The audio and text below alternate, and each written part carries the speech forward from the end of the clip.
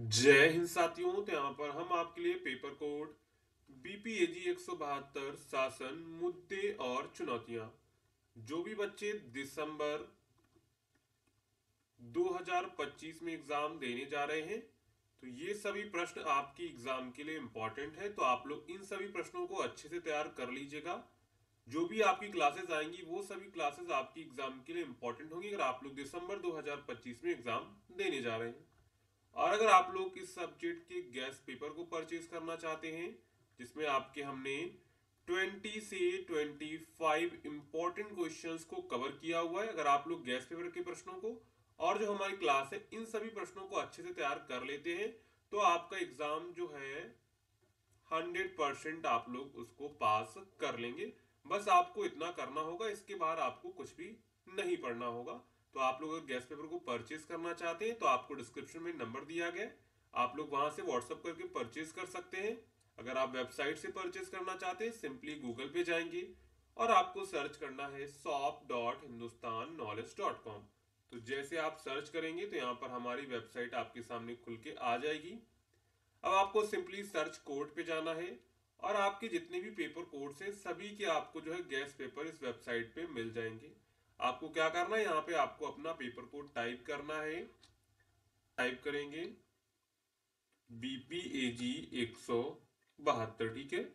जैसे आप यहाँ पे टाइप करेंगे तो आपको इंग्लिश और हिंदी दोनों लैंग्वेज में गैस पेपर मिल जाएगा। जिस भी लैंग्वेज में आपको डाउनलोड करना है सिंपली उस पर क्लिक करेंगे और बाय नाउ पर क्लिक करके इसको परचेज कर सकते हैं। अगर आपको कोई प्रॉब्लम होती है तो आप इस नंबर पे जो है व्हाट्सअप कर सकते हैं, आपकी प्रॉब्लम सॉल्व हो जाएगी। अब वापस चलते हैं अपने प्रश्नों पर। साथ में हमारे टेलीग्राम चैनल को ज्वाइन करना मत भूलिएगा, उसका लिंक आपको डिस्क्रिप्शन में मिल जाएगा। वहां पर आपको एग्जाम की जो है टाइम टू टाइम अपडेट मिलती रहती है और जो भी नोटिफिकेशंस होती वो आपको टेलीग्राम पे दी जाती है, उसका लिंक आपको डिस्क्रिप्शन में मिल जाएगा। और साथ में अगर आपको ये क्लास पसंद आती है तो वीडियो को लाइक एंड चैनल को सब्सक्राइब करना मत भूलिएगा। तो यहाँ पर हमारा सबसे पहला प्रश्न है, शासन की अवधारणा तथा प्रकारों की व्याख्या कीजिए। मतलब कि शासन किसे कहते हैं और उसके कितने प्रकार होते हैं, उसके बारे में यहाँ पे आपको चर्चा करनी है। तो शासन उस प्रक्रिया को कहते हैं जिसके माध्यम से किसी देश, राज्य या संस्था या संगठन को चलाया जाता है। शासन सिर्फ सरकार की गतिविधियों तक सीमित नहीं होता, बल्कि इससे समाज के सभी वर्ग, सरकार, नागरिक, निजी कंपनियां, सामाजिक संगठन सभी शामिल होते हैं। यानी शासन क्या होता है, शासन में सिर्फ सरकार की जिम्मेदारी नहीं होती है, शासन में सभी वर्ग के लोग, सरकार, नागरिक, निजी कंपनियां, सामाजिक संगठन सभी शामिल होते हैं। अगर हम लोग सरल शब्दों में कहें तो शासन वह तरीका है जिसके द्वारा निर्णय लिए जाते हैं, योजनाएं बनाई जाती हैं और लोगों तक सेवाएं पहुंचाई जाती हैं। इसमें व्यवस्था होती है, नियम होते हैं, सरकार की जवाबदेही होती है, पारदर्शिता होता है और जनता की भागीदारी जैसी बातें शामिल होती हैं। शासन का उद्देश्य यह सुनिश्चित करना है कि सभी नागरिकों को आवश्यक सेवाएं समय पर मिले, समाज में न्याय और समानता बनी रहे, सरकार की योजनाएं निष्पक्ष और प्रभावी हों, विकास सभी तक पहुंचे और भ्रष्टाचार कम हो। तो शासन का उद्देश्य क्या है, शासन का उद्देश्य है कि सभी नागरिकों को जो सेवाएं हैं वो समय समय पर मिलती रहे, समाज में न्याय और समानता बनी रहे, सरकार की योजनाएं निष्पक्ष और प्रभावी हो, विकास सभी तक पहुंचे और भ्रष्टाचार कम हो। तो अच्छा शासन वह माना जाता है जहां प्रशासन संवेदनशील हो, जवाबदेह हो, पारदर्शी हो और परिणाम उन्मुख हो। यानी अच्छा शासन कब माना जाता है, अच्छा शासन तब माना जाता है जब प्रशासन जो है संवेदनशील हो, जवाबदेह हो और पारदर्शी हो। अब यहां पर देखते हैं शासन की प्रमुख विशेषताएं। तो शासन में सबसे पहले आती है भागीदारी, यानी लोगों की सरकार और नीतियों में भागीदारी महत्वपूर्ण है। चुनाव, जन सुनवाई, पंचायत समिति आदि इसके उदाहरण देखने को मिलते हैं। इसके बाद शासन में पारदर्शिता होनी चाहिए, सरकार द्वारा लिए गए निर्णय लोगों की जानकारी में हो और प्रक्रियाएं स्पष्ट हो। इसके बाद जो है शासन में सरकार की जवाबदेही होनी चाहिए, प्रशासन, कर्मचारी और नेता जो है जनता के प्रति उत्तरदायी हो, ठीक है। इसके बाद कानून का शासन होना चाहिए। शासन में क्या होना चाहिए, सरकार में जो है कानून का शासन होना चाहिए, सभी लोगों और संस्थाओं पर कानून समान रूप से लागू हो। इसके बाद प्रभावशीलता और दक्षता, शासन ऐसे तरीके से चलाया जाए जिससे संसाधनों का बेहतर उपयोग हो और परिणाम अच्छे मिले। इसके बाद न्याय और समानता, तो सभी नागरिकों को समान अवसर मिले, चाहे वे किसी वर्ग के हों या फिर जाति के हों या फिर कोई लिंग हो या फिर कोई भी धर्म से हो, तो उनको क्या होना चाहिए, समानता और न्याय मिलना चाहिए। आप देखते हैं शासन के प्रकार, तो शासन कई प्रकार का हो सकता है, इसमें अलग अलग आधारों पर वर्गीकृत किया जा सकता है। तो यहाँ पर हम लोग देखते हैं कुछ प्रमुख प्रकार के जो शासन होते हैं। सबसे पहला शासन है लोकतांत्रिक शासन। यह वह शासन है जिसमें जनता सर्वोच्च होती है। क्या है, लोकतंत्र में क्या होती है, लोकतंत्र में जो है जनता सर्वोच्च होती है। लोग अपने प्रतिनिधियों को चुनाव के माध्यम से चुनते हैं और भारत में इसी प्रकार का जो है शासन देखने को मिलता है। अब यहाँ पर देखते हैं लोकतांत्रिक शासन की विशेषताएं क्या होती हैं। तो इसमें जनता की भागीदारी होती है, स्वतंत्र और निष्पक्ष चुनाव होता है, मानव अधिकारों की सुरक्षा रहती है, इसमें इसमें जो है प्रेस की स्वतंत्रता होती है, यानी इसमें जो है मीडिया स्वतंत्र होता है। इसके बाद कानून का समान रूप से यहाँ पर पालन होता है। ठीक है। इसके बाद आपका दूसरा शासन है निरंकुश या तानाशाही शासन। इस शासन में सत्ता एक व्यक्ति या एक समूह के हाथ में केंद्रित होती है और जनता की भूमिका बहुत सीमित होती है। अगर हम लोग इसकी विशेषताओं की बात करें तो चुनाव अक्सर नहीं होते हैं या फिर नियंत्रण में होते हैं। अभिव्यक्ति की स्वतंत्रता कम होती है, यहाँ पर निर्णय शीघ्र होते हैं लेकिन जनता की सहमति यहाँ पर जरूरी नहीं होती है। यानी इसमें क्या होता है, तानाशाही शासन में क्या होता है, तानाशाही शासन में जो है एक कोई व्यक्ति होता है जिसके हाथ में जो है सारी शक्ति होती है, वही सारे निर्णय लेता है। यहाँ पर जो है जनता की कोई भी भागीदारी नहीं होती है। ठीक है। इसके बाद देखते हैं तीसरा यहाँ पर शासन है राजतंत्रीय शासन। तो यह शासन राजा या रानी द्वारा संचालित होता है। यह दो प्रकार का हो सकता है। पहला है जो है संवैधानिक राजतंत्र। जैसे ब्रिटेन, राजा रानी प्रतीक होते हैं, वास्तविक शक्ति जो है संसद के पास होती है। जैसे इसमें सबसे जो प्रमुख है वो है ब्रिटेन। क्या है, ब्रिटेन में जो है राजा रानी प्रतीक के रूप में होते हैं लेकिन वहां पर जो शक्ति होती है वो संसद के पास होती है। इसके बाद दूसरा है निरंकुश राजतंत्र। राजा के पास यहाँ पर संपूर्ण शक्ति होती है। जो संवैधानिक राजतंत्र होता है उसमें क्या होता है, उसमें जो राजा रानी होते हैं वो प्रतीक के रूप में होते हैं और जो वास्तविक शक्ति होती है वो संसद के पास होती है। ठीक है। इसके बाद चौथे प्रकार का हमारा शासन आता है ई शासन। क्या आता है, ई शासन। तकनीक के माध्यम से शासन चलाने को ई शासन कहते हैं। इसमें इंटरनेट, मोबाइल, कंप्यूटर आदि का उपयोग होता है। अगर हम लोग इसके लाभ की बात करें तो ये तेजी से काम करता है, इसमें पारदर्शिता होती है, भ्रष्टाचार में कमी आती है, ऑनलाइन सेवाओं की यहाँ पर सुविधा दी जाती है। इसके बाद अगला शासन देखते हैं कारपोरेट शासन। तो यह कंपनियों के प्रबंधन से जुड़ा शासन है। इसमें यह देखा जाता है कि कंपनी अपने कर्मचारियों, ग्राहकों और समाज के प्रति जिम्मेदार तरीके से काम कर रही है या फिर नहीं कर रही है। इसके बाद अगला है वैश्विक शासन। यह अंतरराष्ट्रीय संस्थाओं द्वारा विश्व स्तर पर बनाए गए नियमों और व्यवस्थाओं को दर्शाता है, जैसे संयुक्त राष्ट्र, WTO और WHO आदि। तो यहाँ पर हमने क्या देखा, सबसे पहले यहाँ पर हमने देखा कि शासन क्या होता है। इसके बाद शासन की प्रमुख विशेषताएं क्या थी। इसके बाद हमने यहाँ पर शासन के प्रकार देखे। पहला था आपका लोकतांत्रिक शासन, दूसरा था निरंकुश या तानाशाही शासन, तीसरा था आपका राजतंत्रीय शासन, चौथा था आपका ई शासन, पांचवा था कॉर्पोरेट शासन और लास्ट था हमारा वैश्विक शासन। इसके बाद हम लोग यहाँ पे निष्कर्ष लिखेंगे। तो शासन किसी भी समाज की व्यवस्था और विकास का आधार होता है। अच्छा शासन समाज को न्यायपूर्ण, सुरक्षित और प्रगतिशील बनाता है। लोकतांत्रिक शासन में जनता की भूमिका महत्वपूर्ण होती है, जबकि आधुनिक समय में ई शासन ने इसे और पारदर्शी और प्रभावी बनाया है। विभिन्न प्रकार के शासन अपनी अपनी परिस्थितियों में अलग अलग तरीके से काम करते हैं, परंतु अंतिम लक्ष्य जो होता है जनता के कल्याण और देश के विकास को सुनिश्चित करना होता है।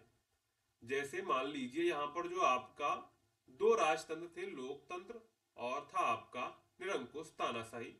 देखिए लोकतंत्र में क्या है, जनता की भागीदारी है। क्या है, जनता की भागीदारी है। ठीक है। और इसका भी उद्देश्य क्या है? लोकतांत्रिक शासन का उद्देश्य है जनता का कल्याण करना। क्या है? जनता का कल्याण करना। और यहां पर जो दूसरा शासन है निरंकुश या तानाशाही शासन, इसमें जो है शक्ति जो होती है किसी एक व्यक्ति के पास होती है या फिर कोई एक पार्टी के पास होती है। ठीक है, यहां पर जो व्यक्ति या फिर पार्टी, उसका उद्देश्य भी यही है, जनता का कल्याण करना। क्या है? जनता का कल्याण करना। तो शासन कोई भी हो, सबका अल्टीमेट उद्देश्य होता है जनता का कल्याण करना। ठीक है, अब चलते हैं अगले प्रश्न पर। अगर आपको ये प्रश्न अच्छे समझ में आया है, अगर आपने अभी तक वीडियो को लाइक नहीं किया है तो वीडियो को लाइक कर दीजिएगा, चैनल को सब्सक्राइब कर लीजिएगा, साथ में हमारे टेलीग्राम ग्रुप को ज्वाइन करना मत भूलिएगा। उन सभी का लिंक आपको डिस्क्रिप्शन में मिल जाएगा। कॉर्पोरेट शासन की अवधारणा तथा सिद्धांत का वर्णन कीजिए, यानी कॉर्पोरेट शासन किसे कहते हैं और उसके सिद्धांत क्या है। तो कॉर्पोरेट शासन यानी कॉर्पोरेट गवर्नेंस का अर्थ है कि किसी कंपनी को इस तरह चलाना, नियंत्रित करना और प्रतिबंधित करना कि वह पारदर्शी, जिम्मेदार और नैतिक तरीके से काम करे। यह एक ऐसी प्रणाली है जिसमें कंपनी के मालिक यानी शेयरधारक, निदेशक मंडल और प्रबंधन मिलकर कंपनी को सही दिशा में चलाते हैं। कॉर्पोरेट शासन सुनिश्चित करता है कि कंपनी के सभी फैसले ईमानदारी और निष्पक्षता के साथ लिए जाएं और किसी भी हितधारक जैसे कर्मचारी, ग्राहक, निवेशक, समाज को नुकसान ना पहुंचे। तो कॉर्पोरेट शासन किसे कहते हैं? तो कॉर्पोरेट शासन का मतलब है कि कंपनी को इस तरह चलाना या फिर नियंत्रित करना या फिर प्रबंधित करना कि वह पारदर्शी, जिम्मेदार और नैतिक तरीके से काम करे। यह एक ऐसी प्रणाली है जिसमें कंपनी के मालिक यानी जो शेयरधारक होते हैं या फिर निदेशक मंडल होते हैं या फिर प्रबंधक जो होते हैं, जो उसे प्रबंधित करते हैं, मिलकर कंपनी को सही दिशा में चलाते हैं। कॉर्पोरेट शासन सुनिश्चित करता है कंपनी के सभी फैसले ईमानदारी और निष्पक्षता के साथ लिए जाएं, किसी भी हितधारक जैसे कर्मचारी, ग्राहक, निवेशक या फिर समाज को नुकसान ना पहुंचे। कॉर्पोरेट शासन का उद्देश्य कंपनी में भरोसा, जवाबदेही और पारदर्शिता को बढ़ाना है ताकि निवेशक सुरक्षित महसूस करें और कंपनी लंबे समय तक विकास कर सके। जब कोई कंपनी सही कॉर्पोरेट शासन अपनाती है तो उसका नाम, प्रतिष्ठा और निवेश की संभावना बढ़ती है। कॉर्पोरेट शासन का उद्देश्य क्या है? कंपनी में भरोसा, जवाबदेही और पारदर्शिता को बढ़ाना है ताकि निवेशक सुरक्षित महसूस कर सके और कंपनी लंबे समय तक विकास कर सके। जब कोई कंपनी सही कॉर्पोरेट शासन अपनाती है तो उसका नाम, प्रतिष्ठा और निवेश बढ़ने की संभावना बढ़ती है। अब यहां पर देखते हैं कॉर्पोरेट शासन के मुख्य सिद्धांत क्या है। सबसे पहला सिद्धांत है पारदर्शिता यानी कि ट्रांसपेरेंसी। ठीक है, तो पारदर्शिता का मतलब है कि कंपनी की सभी महत्वपूर्ण जानकारी समय पर और सही रूप से सार्वजनिक करना, जैसे वित्तीय रिपोर्ट, नीतियां, जोखिम, प्रोजेक्ट आदि। जब कंपनी खुले और स्पष्ट तरीके से काम करती है तो निवेशक और जनता दोनों उस पर भरोसा करते हैं। इसके बाद कॉर्पोरेट शासन का दूसरा सिद्धांत है जवाबदेही यानी कि अकाउंटेबिलिटी। कंपनी में कौन क्या काम करेगा, किसके लिए जवाबदेह होगा, यह साफ होना चाहिए। निदेशक मंडल और प्रबंधन अपने निर्णयों के लिए जिम्मेदार होते हैं। यदि कंपनी में कोई गलती या अनैतिक काम होता है तो यह स्पष्ट होना चाहिए कि जिम्मेदारी किसकी बनती है। इसके बाद तीसरा सिद्धांत है निष्पक्षता। सभी हितधारकों के साथ समान व्यवहार होना चाहिए, चाहे वे बड़े निवेशक हो या फिर छोटे शेयरधारक हो। किसी भी समूह को अनुचित लाभ नहीं दिया जाना चाहिए। निष्पक्षता से कंपनी के अंदर और बाहर दोनों जगह जो है विश्वास बढ़ाना चाहिए। यानी कंपनी में क्या होना चाहिए? कंपनी में जो है निष्पक्षता होनी चाहिए। इसके बाद जो है कॉर्पोरेट शासन का उद्देश्य होता है सामाजिक उत्तरदायित्व को निभाना। तो कंपनी केवल अपना लाभ ही ना देखे बल्कि समाज और पर्यावरण के प्रति भी जिम्मेदारी निभाए।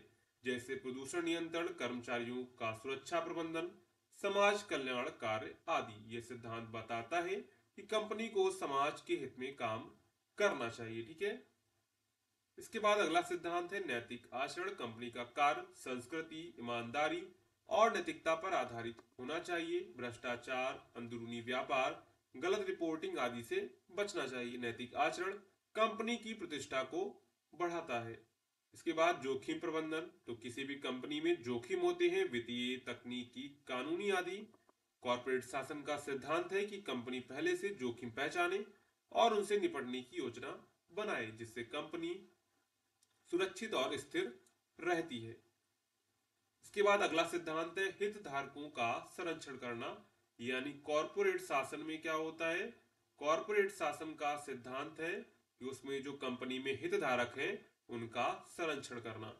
कंपनी को अपने सभी हितधारकों, कर्मचारियों, ग्राहकों, निवेशकों, समाज, सरकार आदि के हितों की रक्षा करनी चाहिए। यह सिद्धांत बताता है कि कंपनी केवल मालिक की नहीं बल्कि सभी की होती है।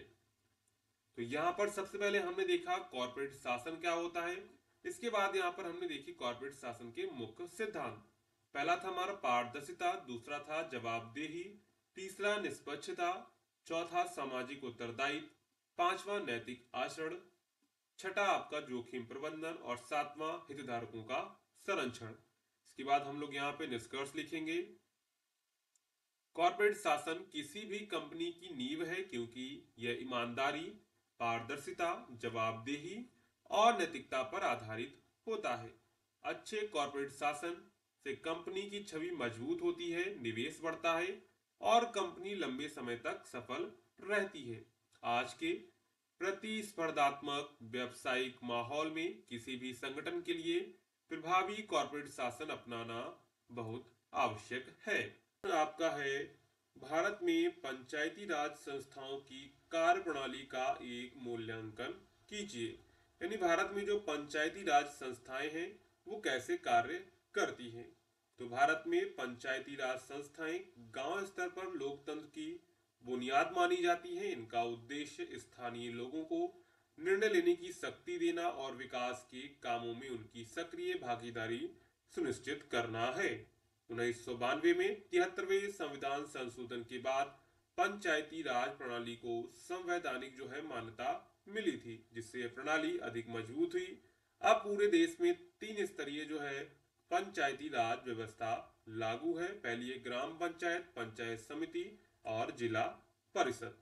तो यहाँ पर देखते हैं पंचायती राज की कार्य प्रणाली। पंचायती राज संस्थाएं मुख्य रूप से विकास कार्यों की योजना बनाने, संसाधनों का उपयोग तय करने और स्थानीय समस्याओं को हल करने का काम करती है।